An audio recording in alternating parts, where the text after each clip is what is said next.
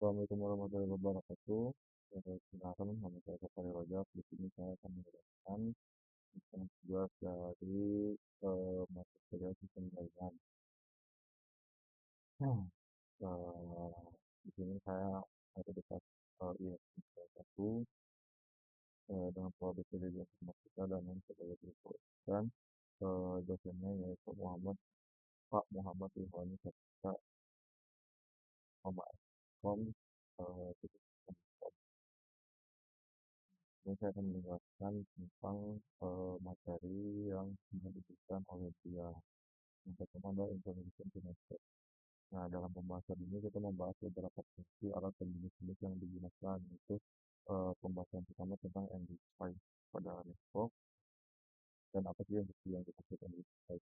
Nah, NDFI itu eh, adalah perangkat yang berfungsi sebagai sender atau listrik dari sebuah komunikasi antara dua arah, bukan lebih gitu. Itu juga tergantung pada teknologi yang akan kita gunakan. Nah, yang dimaksud MD5 ini adalah laptop atau PC yang akan digunakan oleh usernya langsung gitu, oleh human. Nah, tapi selain dari laptop PC ada juga control device atau HP ataupun tablet dan lain-lain.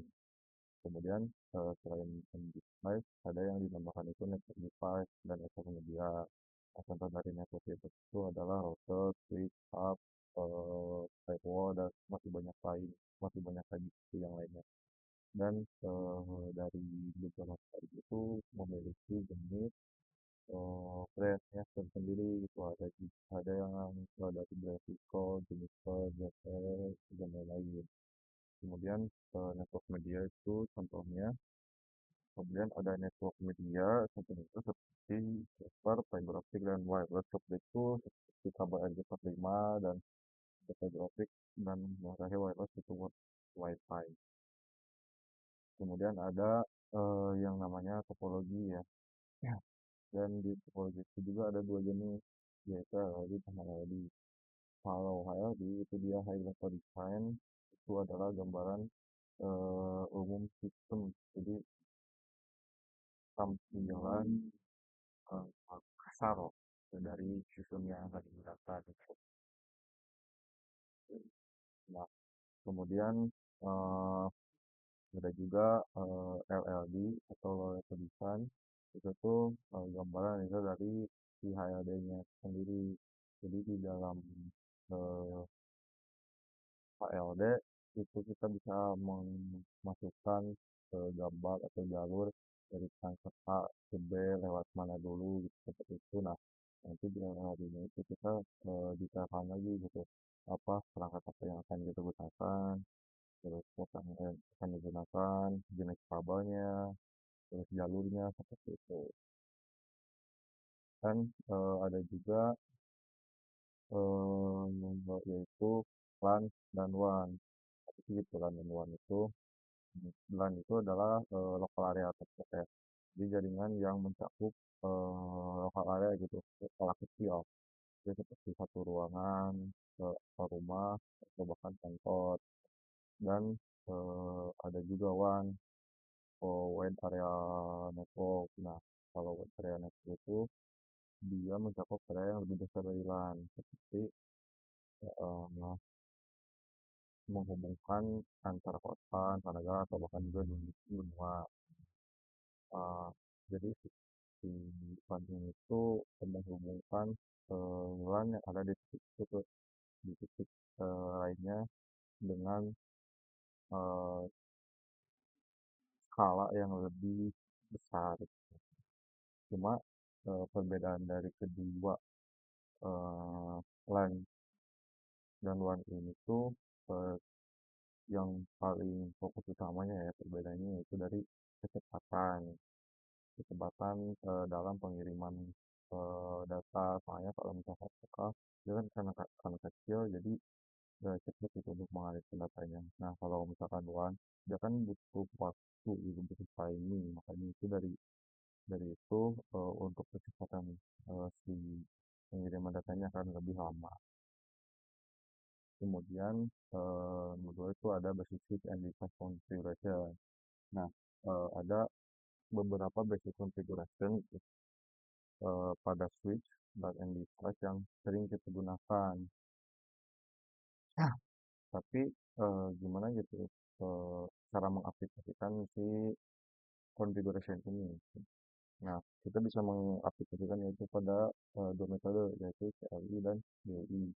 Kalau CLI itu command line interface, dia tuh antarmuka berbasis teks yang digunakan menggunakan komen sesuai yang perangkat yang digunakan. Dan itu pun diketik secara manual ya. Nah, contoh eh, kecil ya, atau yang biasa kita gunakan sehari-hari itu adalah komen pop ya, komen pop pada laptop atau PC kita gitu. Dan eh, contoh dari komennya itu adalah ping. Misalkan saya coba praktekkan di sini. Kita masuk dulu ke CMD. Nah, ini adalah tampilan dari CLI. Kita akan mengecek apakah tabel aplikasi kita akan mengecek dengan cara ping pada daerah sensor. Nah, di sini eh, dia mengeluarkan hasil reply ya, reply form DNS Google. Nah, ini tuh berarti kan bahwa koneksi kita aman dan terhubung. Gitu. Dan eh, jikalau hasilnya itu berbeda, itu ada beberapa kemungkinan. Jika hasilnya RTO gitu ya, akan kita ping ke angka RTO dan ada juga DHU.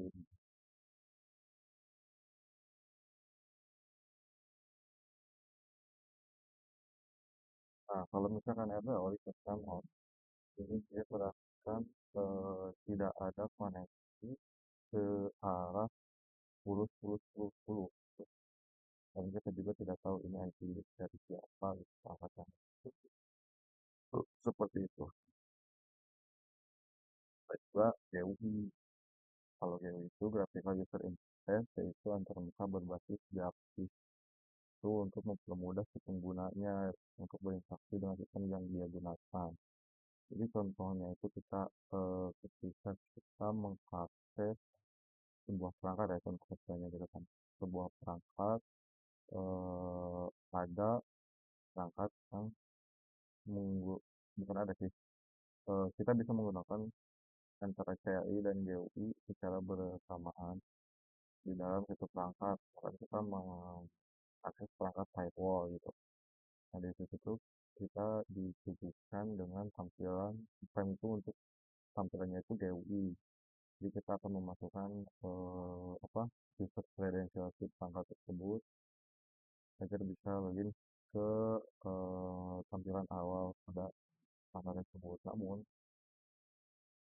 pasti gitu kita menggunakan cara kita akan menemukan atau mengecek apakah si koneksi antara perangkat satu dan perangkat dua itu saling terhubung atau tidak dengan cara kita bisa ping by CLI di perangkat tersebut gitu seperti itu.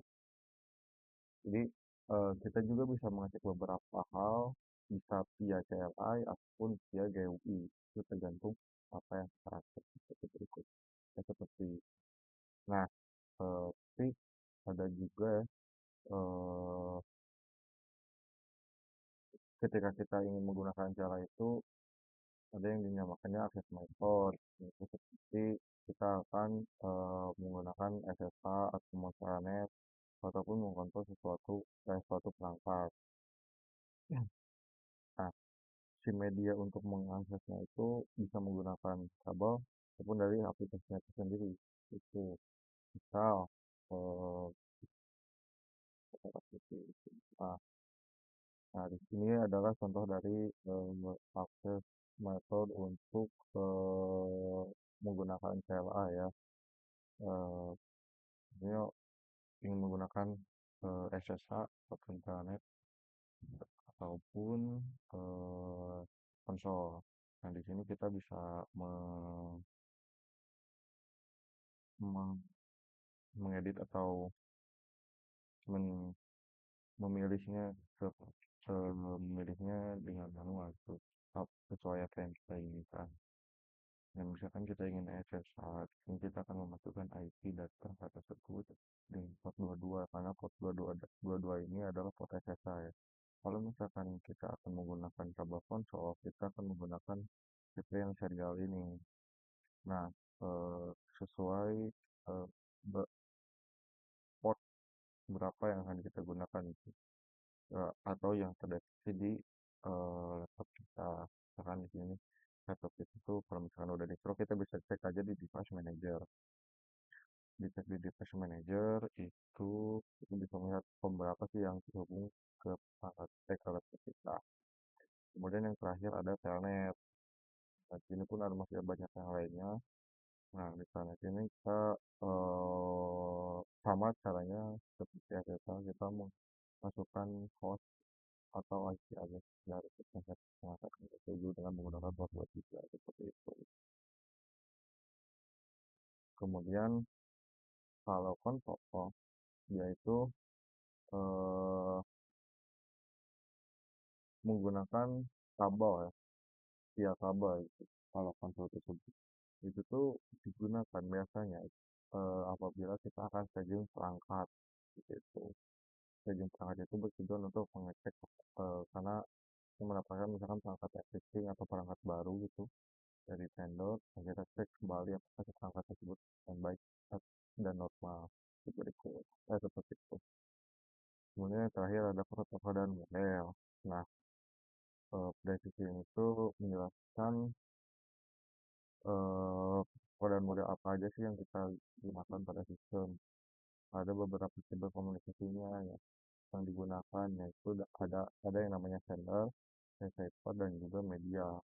Nah, si sender ini itu berfungsi untuk mengirim pesan ke si receiver, dan si receiver itu berfungsi untuk menerima apa sih yang dikirim sender, dan itu pun bisa terjadi di keduanya. Misalkan gitu si perangkat A itu bisa menjadi sender ataupun receiver, dan si perangkat B itu sama bisa menjadi sender atau receiver gitu.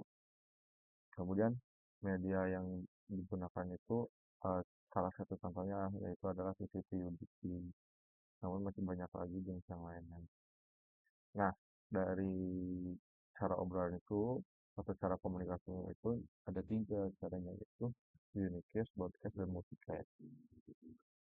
Apa sih itu fungsi dari ketiga ini? Yang pertama ada unicast, yaitu dia one to one. One to one tuh misalkan ya dari si sender itu perangkat A, dia akan mengirim ke kelompok B gitu.